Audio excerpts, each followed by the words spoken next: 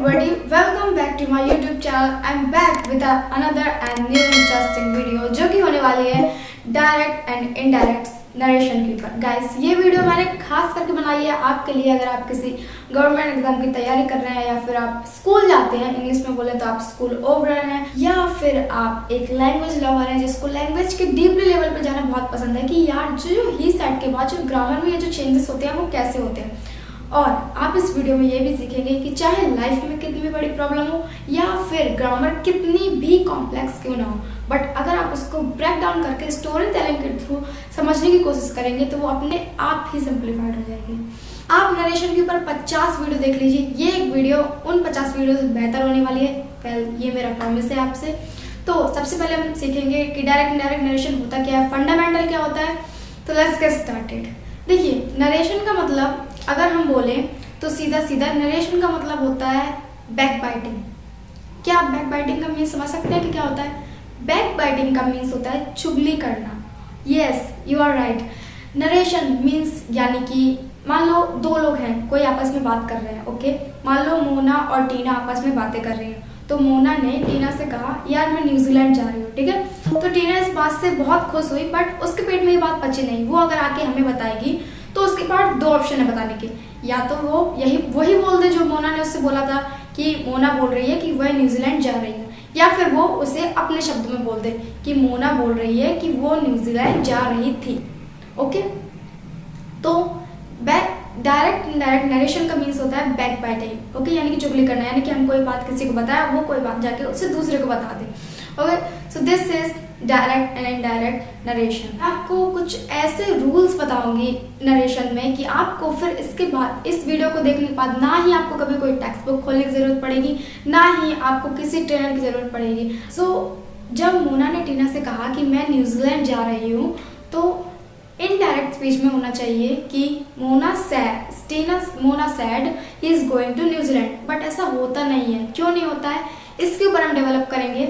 ऐसा इसलिए नहीं होता है क्योंकि देखो, जब डायरेक्ट इनडायरेक्ट के बंदा ना रूल्स बना रहा था, तो रूल्स बनाते बनाते उसके मन में एक गलत बात आ गई। उसने सोचा कि जब हम कोई बात किसी बात को बताते हैं तो वो टाइम जो होते हैं वो 2 होते हैं। एक होता है पास्ट में और दूसरा होता है प्रेजेंट में। यानी कि जब हम कोई बात किसी से करते हैं वो बात पास्ट की होती है, और फिर वो बात हम जब जाके किसी को बताते हैं तो वो बात प्रेजेंट की होती है। ओके, बट उसने यहाँ पे गलत दिमाग लगा लिया कि पास्ट की बात को जब हम प्रेजेंट पे जाके नरेट करेंगे तो वैसे कि वैसा नरेट नहीं करेंगे, हम सारे टेंस को पास्ट में ले जाएंगे। यानी कि हम ये नहीं बोलेंगे कि मोना ने बोला कि वह न्यूजीलैंड जा रही है, हम ये बोलेंगे कि मोना ने बोला कि वह न्यूजीलैंड जा रही थी। ओके, सो हिंदी में तो कितना सिंपल लग रहा है, बट जब हम इंग्लिश में अपनी टेक्स्ट बुक खोलते हैं तो टेक्स्ट बुक से क्या कहते हैं पता है? ये रूल से आप कर लो और नरेशन कंप्लीट। जैसे कि प्रेजेंट सिंपल है तो पास्ट सिंपल में चला जाएगा, पास्ट सिंपल है तो पास्ट सिंपल में रहेगा, पास्ट परफेक्ट है तो पास्ट परफेक्ट कंटिन्यूअस चला जाएगा, और फ्यूचर है तो वर्ड लग जाएगा। यार ऐसे थोड़ा ना होता है, मतलब हम सेंटेंस के ऊपर रिलाइज ही नहीं कर सकते। जब मोना ने टीना से कहा कि मैं न्यूजीलैंड जा रही हूँ, तो यार हो सकता है कि अब वो ना जा रही हो, या फिर न्यूजीलैंड छोड़ के वो कहीं और जा रही हो। सीधा सीधा मैं यह कहना चाहती हूँ कि जब हम कोई बात प्रेजेंट में आके किसी को पास्ट की बात किसी को प्रेजेंट में बताएंगे तो वैसे कि वैसा नहीं बताएंगे, सारे टेंस को हम उल्टा कर देंगे, यानी कि सारे टेंस को हम पास्ट में ले जाएंगे। Okay, so this is direct narration. चलिए अब जल्दी से अब मैं आपको बताती हूँ रूल्स के रूल्स कैसे होते हैं। अब आपको बहुत ही क्लियरली समझ में आ जाएगा। ओके, देखिए, डायरेक्ट से इनडायरेक्ट चेंज करने के लिए कुछ रूल्स भी फॉलो करने पड़ते हैं। जैसे कि रिमूव क्वेश्चन मार्क। जब डायरेक्ट से इनडायरेक्ट चेंज होगा तो क्वेश्चन मार्क हट जाएगा। चेंज द टेंस भी चेंज हो जाएगा। चेंज द प्रोनाउन भी चेंज होगा, और चेंज द एडवर्ब भी चेंज होगी। ओके, तो चलिए अब मैंने आपसे क्या बोला था कि जब हम कोई बात प्रेजेंट की कोई बात पास्ट की कोई बात प्रेजेंट में किसी को नरेट करेंगे तो वैसे ही नहीं करेंगे, सारे टेंस पास्ट में ले जाएंगे। ओके, चलिए अब आपको अच्छे से समझ में आ जाएगा। जैसे कि ये डायरेक्ट टेंस और रिपोर्टेड टेंस। प्रेजेंट सिंपल में अगर टेंस होगा तो वो चेंज होकर किस में हो जाएगा? पास्ट सिंपल में। मैंने आपको क्या बोला? सारे टेंस पास्ट में चले जाएंगे। ओके, प्रेजेंट कॉन्टिन्यूअस में होगा तो चेंज होके पास्ट कॉन्टिन्यूअस में हो जाएगा। प्रेजेंट परफेक्ट में होगा तो पास्ट परफेक्ट में हो जाएगा। प्रेजेंट परफेक्ट कॉन्टिन्यूअस में होगा तो पास्ट परफेक्ट कॉन्टिन्यूअस में हो जाएगा। ओके, कुल मिलाकर सारे टेंस पास्ट में चले जाएंगे।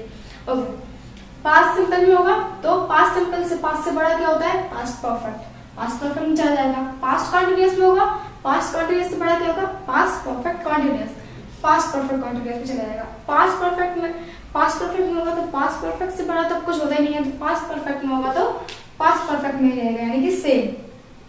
ओके, और अगर पास्ट परफेक्ट कॉन्टिन्यूअस में होगा तो इससे भी बड़ा कोई होता नहीं है, तो किस में रहेगा, सेम, पास्ट परफेक्ट कॉन्टिन्यूअस में। ओके, और अगर फ्यूचर के टेंस होंगे ऐसे future simple, future continuous, future perfect, future perfect continuous, तो उनमें क्या हो जाएगा, वुड लग जाएगा। ओके, तो चलिए अब जल्दी से एग्जांपल समझ लेते हैं जिससे कि आपको अच्छे से समझ में आ जाए। सो दिस इज एग्जांपल्स। तो मैंने आपको क्या बताया कि जब कोई बात कोई कुछ बात करे तो वो होती है डायरेक्ट स्पीच, और वही बात को हम किसी और को अपने शब्द में बता दें तो वो होती है इनडायरेक्ट स्पीच। जैसे कि मोना ने टीना से क्या कहा कि मैं न्यूजीलैंड जा रही हूँ, तो ये हो गई डायरेक्ट स्पीच। और जब टीना इस बात को जाके हमें बताएगी तो वो अपने शब्दों में बताएगी, ये थोड़ी ना कहेगी कि मोना ने कहा कि मैं न्यूजीलैंड जा रही हूँ, वो ये बताएगी कि मोना ने कहा कि वह न्यूजीलैंड जा रही थी। ओके, उसने अपने शब्दों में बताया, तो ये हो गई इनडायरेक्ट स्पीच। ओके, तो मैंने आपको क्या बताया कि सारे टेंस आके पास्ट में चेंज हो जाते हैं। इनडायरेक्ट बनाने के लिए हम सारे, जब कोई टेंस डायरेक्ट में हो और हमें उसे इनडायरेक्ट में चेंज करना हो तो वो सारे पास्ट में चले जाएंगे। ओके, तो सबसे पहले हम शुरुआत करते हैं प्रेजेंट वाले डायरेक्ट सेंटेंसेस से। ओके, सो पहला सेंटेंस है ही said I live in city centre. उसने कहा कि वह सिटी सेंटर में रहता है। किस में है ये, प्रेजेंट में, वो भी सिंपल प्रेजेंट पे, यानी कि इंडेफिनिट में। प्रेजेंट सिंपल किस में चला जाएगा, पास्ट सिंपल में, जिसमें क्या होता है, वर्ब की सेकंड फॉर्म लगती है। ओके, तो ही सेड, उसने कहा, he I lived in city centre, no, he lived in city centre, वह सिटी सेंटर में रहता है। मैं थोड़ी ना रहता हूँ सिटी सेंटर में, वह सिटी सेंटर में रहता है। ओके, तो इसमें एक चीज कॉमन है कि आप इन्वर्टेड कॉमा को रिप्लेस दैट लगा भी सकते हैं और नहीं भी लगा सकते हैं, ये ऑप्शनल है। ओके, तो उसने कहा कि वह सिटी सेंटर में मैं सिटी सेंटर में रहता हूँ, तो ये बात जब हम किसी और को बताएंगे तो हम क्या कहेंगे, उसने कहा वह सिटी सेंटर में रहता है, ना कि मैं। ओके, प्रोनाउन चेंज हो गया। आपको उम्मीद आपको ये समझ में आ रहा होगा, मैं और वह। मैं रहता हूँ जब किसी और को बताएंगे तो अपने शब्दों में बताएंगे, मैं थोड़ी ना रहता हूँ, वह रहता है। Okay, next present continuous. Okay, ये ऊपर नीचे होगा, चलो कोई बात नहीं। प्रेजेंट कॉन्टिन्यूअस यहाँ पे देख लो, he said I am going out. उसने कहा मैं बाहर जा रहा हूँ। जब हम किसी और को बताएंगे तो हम क्या कहेंगे, उस प्रेजेंट कॉन्टिन्यूअस में किस में चला जाएगा, पास्ट कॉन्टिन्यूअस में, जिसमें वाज लगता है और वर्ब की फर्स्ट फॉर्म में आईएनजी लगती है। ओके, उसने कहा मैं बाहर जा रहा हूँ। उसने कहा वह बाहर जा रहा था, ना कि मैं। ओके, प्रोनाउन चेंज हो गया। आई am going out, he was going out. उसने कहा मैं बाहर जा रहा हूँ। जब हम किसी और को बताएंगे तो पास्ट में बताएंगे, उसने कहा वह बाहर जा रहा था। ओके, ये लग गया यहाँ पे। Next is present perfect. He said I have had dinner. उसने कहा मैंने डिनर कर लिया है। ओके, मैंने डिनर कर लिया। यहाँ पे हैड का मीन्स है डिनर करने से। ओके, मतलब कि खाने को हम ईट बोलते हैं, तो उसमें कभी कभी हम हैड का भी यूज कर सकते हैं। ओके, हैड मतलब भी खाना होता है। जब इसको चेंज करेंगे तो पास्ट परफेक्ट में रहता है same. He said he had dinner. Okay, had लग गया बस ही के हिसाब से, और इसमें हैड मतलब खाना। Next present perfect. तो अब आती है पास्ट टेंस की बारी, यानी कि हम पास्ट टेंस में जो टेंस होंगे उसको डायरेक्ट से इनडायरेक्ट में कैसे चेंज करेंगे। Okay, so let's see, look at this. He said I woke up late. उसने कहा कि वह लेट उठा। ओके, तो ये किसमें है, पास्ट सिंपल में। पास्ट सिंपल से बड़ा क्या होता है, पास्ट परफेक्ट। उसने इसे हम चेंज कर देंगे, बस क्या हो जाएगा, ओनली वर्ब की थर्ड फॉर्म लग जाएगी और हेड लग जाएगा, क्योंकि पास्ट परफेक्ट में हेड लगता है और वर्ब की थर्ड फॉर्म लगती है। उसने कहा वह लेट उठा। उसने कहा मैं लेट उठा। ओके, मैं आई। तो जब हम ये बात किसी और को बताएंगे तो हम ये थोड़ी ना कहेंगे कि उसने कहा मैं लेट उठा, हम ये कहेंगे उसने कहा वह लेट उठा था। ओके, वह लेट उठा था। ही said he had woken up. Okay, pronoun change हो रहा है, इस पर जरा ध्यान रखिएगा। Next, he said I was walking along the बीच, यानी कि उसने कहा कि वह बीच पे घूम रहा था। ओके, तो जब हम किसी और को बताएंगे हम क्या कहेंगे, उसने कहा वह बीच पे घूम रहा था, ना कि मैं। Okay, he said he had been walking along the beach.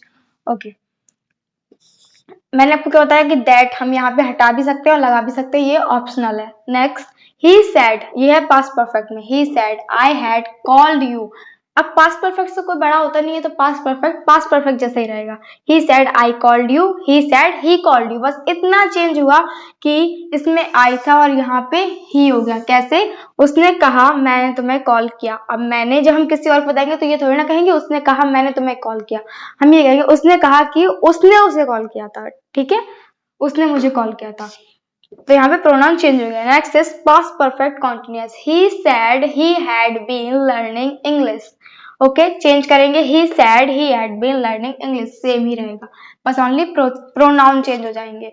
Okay, अब ये हो गए पास्ट टेंस। अब हम सीखेंगे, अब सेम होता है ऐसे ही फ्यूचर का, यानी कि फ्यूचर में ओनली हम विल को हटा के वुड कर देते हैं। तो गाइस, ये थी आज की नरेशन के ऊपर वीडियो जो कि मैंने आपके लिए बनाई थी बहुत ही प्यार से। तो आप, आई एम श्योर कि आप इस वीडियो को सभी के साथ शेयर करेंगे, जिसको भी डायरेक्ट इनडायरेक्ट नरेशन में कंफ्यूजन हो, आप उन सबके साथ इनको शेयर कीजिए ताकि उनकी भी कंफ्यूजन दूर हो जाए और वो भी अच्छी स्पोकन इंग्लिश सीख सकें। और इसके बाद हम नेक्स्ट वीडियो में सीखेंगे, I don't know, I am not decided. तो आप प्लीज मुझे कमेंट सेक्शन में बताना कि नेक्स्ट वीडियो किस टॉपिक पर होगी, और आप ये भी बताना कि आपको वीडियो कैसे लगी। ओके, तो वीडियो को जल्दी से शेयर कर दीजिए and I am see you next time. Bye bye.